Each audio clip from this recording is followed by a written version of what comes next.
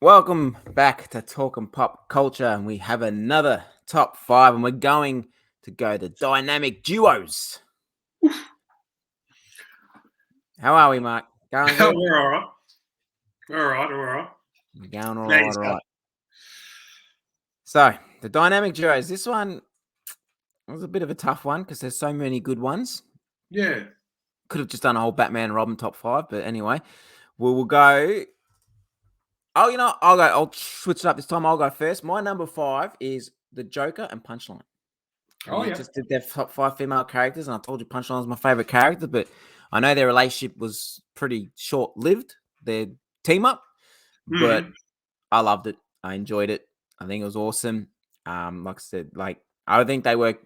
Gonna cop a lot of heat for this. I think they work better than Harley Quinn and the Joker. Just I Yeah. don't know why. I don't know. I know I'm putting a lot of love and a lot of thing into Punchline. I'm a Punchline fanboy right now, but yeah, something about it. Something about it. But who you got at number five? Well, actually, I don't have any Batman and Robins in this at all. Just because I like Batman by himself sometimes. Like, I like Robin as a sidekick, but I find Batman more interesting by himself sometimes. So I'm going to start it off with, obviously, one of my favourite characters, Swamp Thing and John Constantine. I think they work really well together. They're kind of, polar opposites. They sort of have a bit of a smart ass chat to each other and stuff like that. And yeah, they work pretty well together. Like John Constantine knows how to use Swamp Thing, even though sometimes Swamp Thing doesn't know how to use Swamp Thing. But Constantine's always got helping him out. And I reckon secretly they really do care for each other, even though they sort of make it out that they don't. But they do need each other, and they know that. I think they both know that, but they're not willing to tell each other that. So yeah, I like them at number five. You're definitely getting the Swamp Thing comic that's coming out in December. 100%, Jeff Lemire. Yeah. I might jump on it. Before I get into number four, if you haven't done so, hit the subscribe button. Enjoy the video. Please give it the thumbs up. And as always, let us know in the comment section what your top fives are. My number four is sticking with the Joker trend, and I'm going Harley Quinn. Yeah. The Joker and Harley Quinn. I'm over it, but like the original Batman animated series, Harley Quinn and the Joker was just, amazing. Loved it, enjoyed it. I know I said I enjoy Joker and Punchline better, but that's just like now. Like if you had to compete it up against the Batman animated series, I don't think you can top that team up. But yeah, that's two villains. I've got two villain team ups as my favorite. But yeah, Joker and Harley Quinn. You know what? I didn't mind it in the Suicide Squad film. I didn't mind it, but I just don't like Margot Robbie as Harley Quinn. That's my only problem. I would love Kelly Kukoc that plays in the new animated series that they've got going on HBO Max. I would really love to have her as Harley Quinn. But yes, number four, Joker and Harley Quinn. Who have you got at your number four? My number four, I have got a bit of a sillier one, but Blue Beetle and Booster Gold. Yeah. As a duo. So, yeah. They're a funny duo. What's that? They're a funny duo. They are. They're a funny duo because they're pretty much opposite guys, but they've got the same sort of sense of humour. I feel like either character can't really work by themselves, so they kind of need each other to do a series together. So neither characters. Booster Gold's had a few solo series and they've been good, but once the time traveling thing sort of gets old, you can't really go anywhere else with Booster. So team him up with Blue Beetle, have a bit of fun, and that's all they are. They're not amazing stories, but they're fun. So I always enjoy their team up. I always sort of get it and just relax and enjoy the camaraderie that they have together. So yeah, and they always get themselves into more trouble than they can get themselves out of. So do you reckon we'll get, because they've casted the boy from Cobra Kai to play Blue Beetle, I believe. I don't know if it's a show or something, but do you reckon we might get Booster Gold in it? I hope we do. Isn't that Jaime Reyes they're doing? Yeah, they're doing Jaime, but he's like, I think they could still pull it off. Yeah, it's possible. I like Booster Gold in Smallville. That was a good take. Yeah, I remember that. That was a horrible suit that he was wearing. Shocking. But none of their suits are any good in that show. Nah, you're right. It was a cheapo one, but yeah. I guess so with Jaime. You can make a younger Booster. I mean, you can make him any age really because he's a time traveler. So yeah, I think eventually they'll do a Booster Gold because the time travel. They're starting to push a lot of comics of him, so that's why I'm starting to think he's coming because that's what DC do. They start pushing the character as they are coming. Like Swamp Thing, we got a lot of Swamp Thing just before the show started, and now we're getting another one. But that's what they usually do, DC. My number 3 is Green Arrow and Black Canary. Freaking love them as a team. They're awesome. They work together. I think we're going to eventually do a top 5 relationships, or have we done that one? We haven't done the top 5 relationships yet, have we? Yeah, top 5 house couple. So I'm guessing there's a sneak peek. They'll be on there. But again, I keep referencing it because it's the best Green Arrow storyline of all time. It's that Mark Grell's run, Longbow Hunters, and that. Just get it. If you haven't read it, people get it. You'll love it. And just, the way they team up in that, I really enjoy. Who you got at number 3? Number 3, I have got Iron Fist and Power Man. Well, Luke Cage. Yeah. So, the heroes for hire, so to say, I guess. Yeah. Again, another duo there where, like, Luke Cage is sort of the quiet, grounded muscle one, where Iron Fist is Danny Rand is the sort of the smart ass that can fight really well, and sort of together, most of the time they get themselves into more trouble than they can get themselves out of. But yeah, it's always an interesting duo.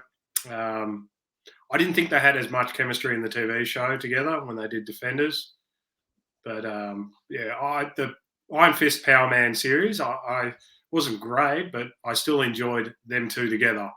And same thing, I think in the 80s they got paired together just because as single titles they just weren't selling, and so they just thought, well, we'll pair them up, and it actually worked. So, and they're sort of like the Odd Couple. You got the big dude from Harlan, and then you got the dude with the kung fu background. It's just Ben and Kun Lun. It's just two polar opposites, isn't it? So yeah. That's a good one. That one.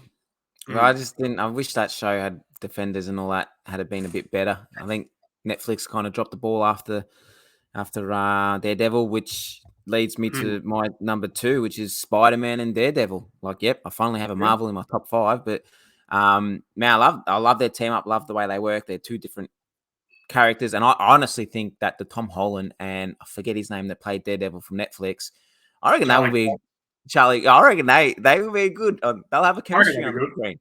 They will be good together on the screen. So hopefully the rumors are true and we do get him on there. Because, like I said, it's Spider-Man, Daredevil. Ben Diaz's run in Daredevil, Spider-Man's appeared on it. Like, then it's not a common time. It's just every now and then. Usually every 5 years they get together and that. But yeah, Spider-Man and Daredevil is my number 2. Who you got at number 2? Number 2, I have got, this one's a more of a recent one, I guess. So Falcon Winter Soldier. Yeah. So obviously the TV show, I loved the TV show. Like the two actors, like Sebastian Stan and Anthony Mackie, just great chemistry. They just bounce off each other. It's so interesting. I could watch 50 episodes of them two in it. I could. And I brought their comic book series of last year, Falcon and Winter Soldier, and I didn't mind that too.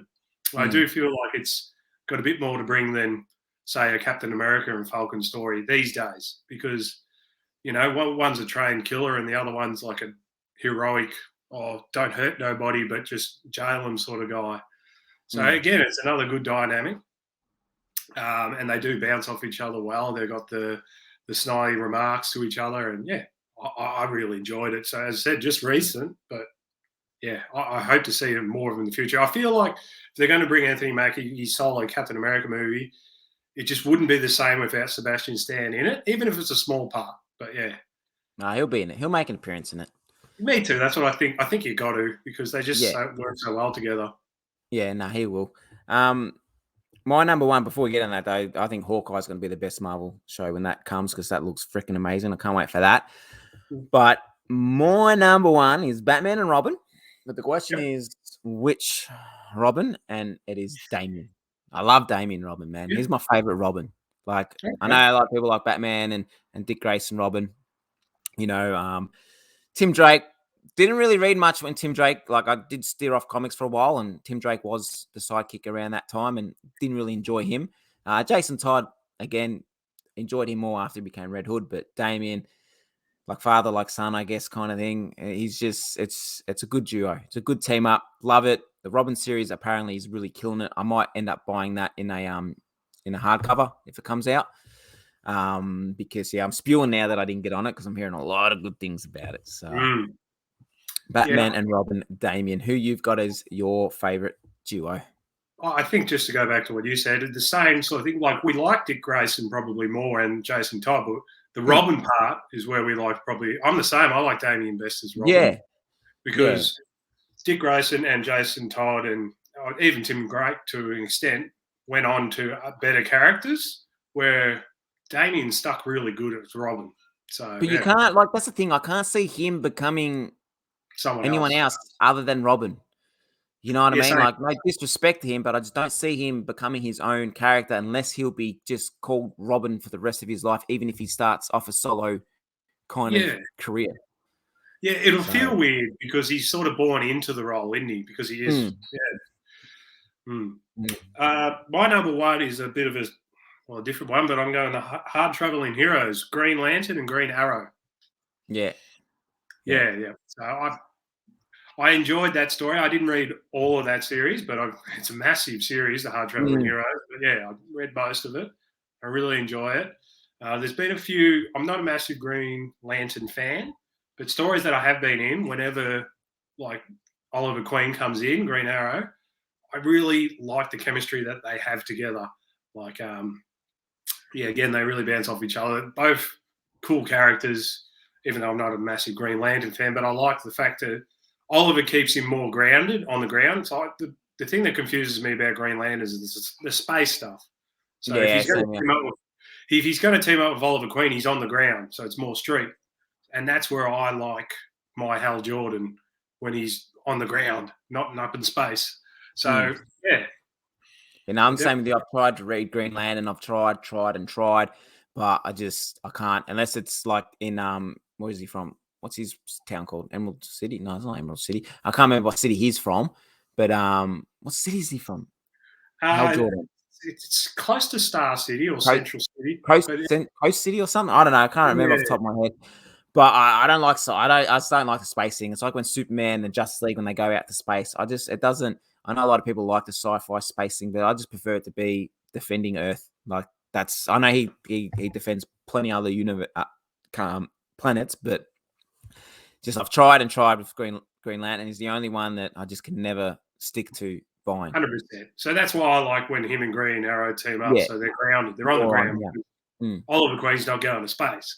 And the Benjamin Percy run of Green Arrow and Rebirth, like the story arc where Hal Jordan comes and helps, it was pretty cool. Like how Hal Jordan gets injured and Oliver Queen's got all these scars all over him and goes, "Stop being a baby," and stuff like that.